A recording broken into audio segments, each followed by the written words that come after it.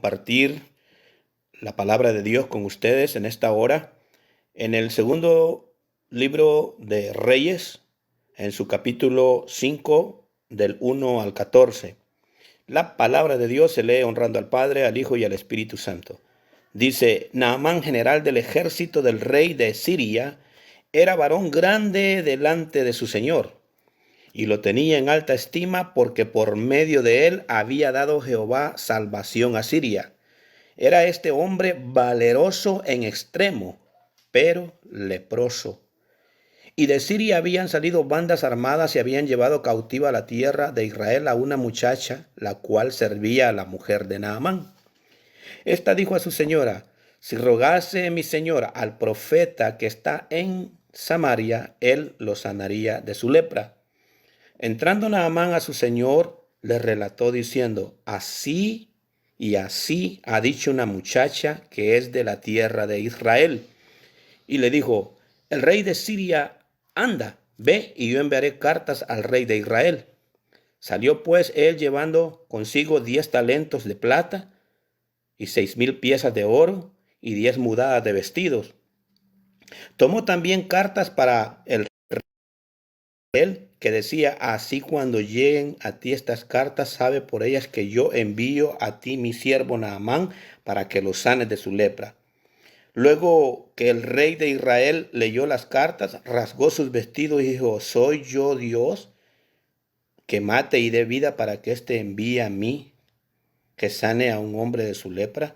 Considerad ahora y ved cómo busca ocasión contra mí. Cuando Eliseo el varón de Dios oyó que el rey de Israel había rasgado sus vestidos, envió a decir al rey: ¿por qué has rasgado tus vestidos? Venga ahora a mí y sabrá que hay profeta en Israel. Y vino Naamán con sus caballos y con sus carros y se paró en las puertas de la casa de Eliseo. Entonces Eliseo le envió a un mensajero diciendo: ve y lávate 7 veces en el Jordán, y tu carne se te restaurará y serás limpio. Y Naamán se fue enojado, diciendo: he aquí yo decía que para mí saldría luego, y estando en pie invocar el nombre de Jehová su Dios, y alzara su mano y tocara el lugar y sanara la lepra. Habana y Farfar, ríos de Damasco, ¿no son mejores que todas las aguas de Israel? Si me lavare en ellos, ¿no seré también limpio? Y se volvió y se fue enojado. Mas sus criados se le acercaron y le hablaron, diciendo: Padre mío, si el profeta te mandare alguna gran cosa, ¿no la harías? ¿Cuánto más diciéndote: lávate y serás limpio? Él entonces descendió y se zambulló 7 veces en el Jordán, conforme a la palabra del varón de Dios, y su carne se volvió como la carne de un niño y quedó limpio. Quiero hablarte en esta tarde bajo el tema: Dios bendice a los que creen y obedecen la palabra. La transformadora experiencia de un hombre llamado Naamán, cuyo nombre significa agradable, es una lección práctica para todos los que buscamos a Dios. Este era un hombre general, era un defensor de su país. Por sus numerosas batallas y éxitos, el rey de su país lo tenía en alta estima. Pero él sufría de una terrible enfermedad, y esa enfermedad era la lepra. En el Antiguo Testamento, la lepra era el tipo de una condición espiritual que había caído tan bajo el hombre. La lepra era un tipo de la condición espiritual del hombre no regenerado. No había cura terrenal para la lepra, así como tampoco no hay cura terrenal para el pecado. Solo que este hombre había logrado, tener las mejores hazañas. Las mejores guerras las había ganado este hombre, pero ¿sabe qué es lo que pasaba? Sufría de lepra. Y sabe, déjeme decirle una cosa, hermano, que hay multitud de personas que hoy en día están sufriendo porque no quieren acercarse a Dios. Incontables de millones en el mundo quienes creen que su rango, su clase social, su dinero, su política, pueden ellos ser salvos. Pero eso no significa nada para Dios. Ni el dinero, ni las riquezas, ni tu posición, ni donde tú estés lo más alto a Dios, eso no significa nada para ellos. Entonces, como punto número uno, muchos deseamos recibir de Dios, pero no nos sujetamos a su voluntad. No podemos interpretar la palabra de Dios o el mensaje de Dios a nuestro gusto o a nuestro propio antojo. En ese tiempo existían los dos reyes, el rey Ben-Hadad y el rey Jorán. Pero para ese tiempo ya la guerra se había acabado entre los dos países, pero siempre había como las tropas militares en las fronteras que iban a patrullar, y en una de esas que fueron a patrullar, cayó en una redada una niña israelita, una muchacha que era israelita, y ella sabía de que este hombre padecía de una enfermedad. Entonces, dice de que cuando esta muchacha se dio cuenta de que el patrón de ella estaba enfermo, porque ella le servía a la esposa de Naamán, dice que esta muchacha, aunque las escrituras no mencionan su nombre, pero el Espíritu Santo, oiga bien, hace mencionar, no su nombre, pero hace mencionar el testimonio de la verdadera fe que ella tenía en su Dios. Porque hubiera sido fácil para ella estar amargada, malhumorada, enojada por haber sido llevada cautiva de su tierra, de su familia, por haber sido hecho esclava en Siria. Hubiera estado amargada, pero ella no mostró ninguna seña ni ninguna característica de eso, sino que ella retuvo el testimonio que era una israelita y que las cosas que ella no entendía, Dios las iba a solucionar, y que todo ello lo estaba poniendo en las manos de Dios. Entonces este es un buen ejemplo. De esta joven podemos aprender que a pesar de la corrupción espiritual y moral que existía en el norte de Israel, en el norte de las tribus israelitas, siempre quedaban familias temerosas. Podemos aprender de que a pesar de la corrupción espiritual que se ve en el pueblo de Dios, siempre tenemos que haber personas que tengan el principio de la sabiduría y el temor a Jehová, como era esta muchacha. Ella le dijo: si rogare mi señor al profeta que esté en Samaria, él lo sanará. Ella estaba diciendo: yo conozco a alguien que conoce a alguien quien sabe lo que puede hacer por ustedes. Cuando Naamán supo que había la posibilidad de que su mal fuera curado, vino Naamán al rey Ben-Hadad y le dijo: una muchacha ha visto esto y esto y esto otro. Y el rey le dijo: ve, yo voy a ir, yo voy a mandar cartas, yo voy a enviar dinero al rey de Israel. Y vino y partió llevando consigo 10 talentos de plata, 6,000 piezas de oro, 10,000 mudadas de vestido. Ahí dice que según los estudios eso era casi equivalente a unos 6 millones de dólares los que ese hombre llevaba. Según los estudios, en moneda equivalente a mucho dinero. Lo que llamaba la atención es que este hombre intentaba comprar a Dios. ¿Cuántas personas están tratando de comprar a Dios? ¿Cuántas personas están tratando de comprar la salvación? Cuando Jesucristo no tiene nada en venta, cuando Dios no tiene nada en venta, todo es un regalo, porque de tal manera amó Dios al mundo que ha dado a su Hijo unigénito, para que todo aquel que en él cree no se pierda, mas tenga vida eterna. Dice la palabra de Dios. Naamán tuvo un error.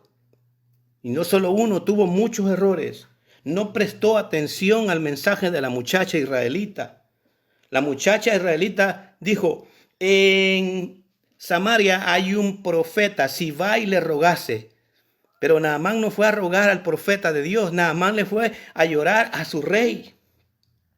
Y hay personas que intentan o entienden interpretar las cosas a su manera, pero no se toman el tiempo ni el trabajo de aclarar en sus corazones lo que han oído. Gente que quieren las cosas que sucedan según su lógica. Otro error de Naamán era que la predisposición en cuanto el profeta le iba a mostrar sanidad. Él esperaba que su llegada, como era el gran general, que llegara a la casa del profeta, el profeta saliera a recibirlo con una gran novedad. Sin embargo, para su sorpresa suya, no fue así. Eliseo ni siquiera salió a la puerta a recibirle. Mandó a su criado. Entonces, en esa situación de Naamán es similar a la de muchos, que buscamos de Dios hoy y esperamos que las cosas sucedan a manera de nosotros y no a la manera de Dios. Naamán tuvo una reacción ante la prueba de fe. Muchos tienen una reacción ante la prueba de fe? Naamán se enojó, tuvo frustración, salió murmurando, renegando.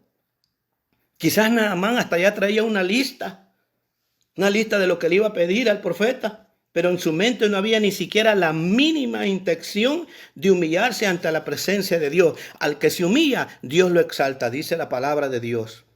Quizás en su mente no había ni siquiera la certeza de que al Dios que él iba a clamarle podía sanarle de su enfermedad. Él no tenía la intención de que el Dios que le iba a pedir era el que lo podía sanar. Él tenía que saber que a ese Dios que iba a ir a clamarle lo iba a sanar, porque su Dios al que él creía no le había podido hacer hecho los milagros.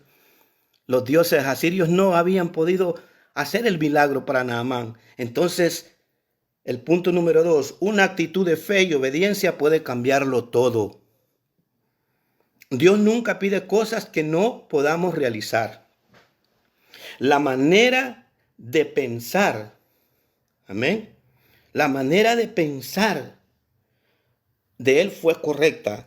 Los criados pensaron bien. Los criados le dijeron: Padre mío, si ya te dijo que te va a limpiar, ¿y por qué no lo querés hacer?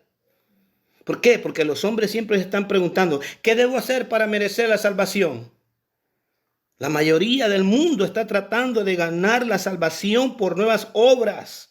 Pero en realidad todo lo que uno tiene que hacer es creer en la obra que Cristo hizo en la cruz del Calvario y declararnos limpios por la sangre que Cristo derramó en la cruz del Calvario. Eso es todo lo que el mundo tiene que hacer: aceptar el sacrificio de Cristo en la cruz del Calvario para ser lavados por su sangre. Si tus pecados fueren, dice, como la grana, quedarán blancos.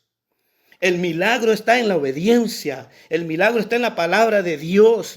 Dice en el versículo 14, entonces descendió y se zambulló. ¿Cuántas veces se zambulló? Se zambulló 7 veces. Pero aquí el 7 no tiene nada que ver con ningún número mágico en cuanto al número, sino que el 7 denotaba la redención total y completa de Dios. En otras palabras, una obra terminada, la salvación hacia el hombre completo. ¿Cuántos millones y millones de los que hemos creído en Cristo nos hemos zambullido en las aguas del Calvario y hemos visto todos nuestros pecados lavados y quitados por lo que Cristo hizo en la cruz del Calvario? Porque el ser humano lo que tiene que reconocer es que somos impuros espiritualmente. Y esta impureza no se puede lavar con el jabón del mundo. Esta impureza solo se lava con la preciosa sangre de nuestro Salvador, Señor Jesucristo. Alabado sea el Señor y glorificado sea el nombre del Señor. Alabado sea el Señor y gloria a Dios y gloria al Padre por lo que Él hizo en la cruz del Calvario, por el regalo de la dádiva. Punto número 3, hay que aprender a seguir los pasos de una nueva vida, de un nuevo nacimiento para los que hemos aceptado a Cristo. 4 pasos que tuvieron lugar en la vida de Naamán en respuesta a la obra de Dios en su vida. 1, él manifestó agradecimiento. ¿Cuánto agradecimiento hay en nosotros porque Cristo murió en la cruz del Calvario y nos salvó? 2, supo darle la gloria a Dios y la honra. ¿Cuántos de nosotros tenemos que hacer eso? Todos. La gloria y la honra sea para Dios. 3, su corazón se tornó generoso. 4, su fe idólatra fue sustituida por la adoración al único Dios y verdadero, a Jehová Dios de los ejércitos. En este hombre hubo un cambio. Y eso demuestra que en la vida de Naamán se había efectuado una conversación genuina. En conclusión, ¿cuál es el paso que vas a dar tú, amigo? ¿O cuál es el paso que vas a dar tú, amiga, que me escuchas? ¿O cuál es el paso que va a dar usted, hermano, que está escuchando si se quiere reconciliar con Dios?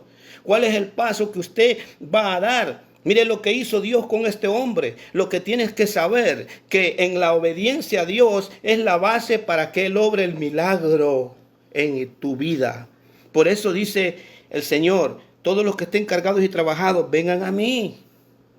Él los hará descansar. Él nos hará descansar. Por eso la palabra de Dios es explícita. Entonces, ¿qué hizo Naamán? Vino a él, Dios lo sanó, Dios lo restauró, él tuvo agradecimiento, él dio gloria a Dios, él se tornó generoso. Pero Eliseo dice que no aceptó nada, porque la palabra de Dios no se vende. Pero hay muchos que son ávaros. Y ahí resultó que el criado de Eliseo fue avaro. Y por avaro, Giezi murió. Recibió lepra a él y a toda su familia, porque fue a hacer algo a lo que Dios no le había pedido que fuera. Y mintió. Mintió porque le dijo a Eliseo, por ahí vengo de estar allá. Y Eliseo le dijo, ¿no estaba ahí mi corazón? ¿No estaba ahí el Espíritu Santo? Recuerde que somos sellados por el Espíritu Santo de Dios, hermanos. El Espíritu Santo de Dios es el que nos ha sellado para la redención. Él lo conoce todo de nosotros. Nosotros lo único que tenemos que hacer es ser obedientes a la palabra. Dios bendice a los que creen y obedecen la palabra. En el nombre poderoso de Jesús, te damos gracias, Señor, en esta hora por esta palabra. Gracias por tu palabra.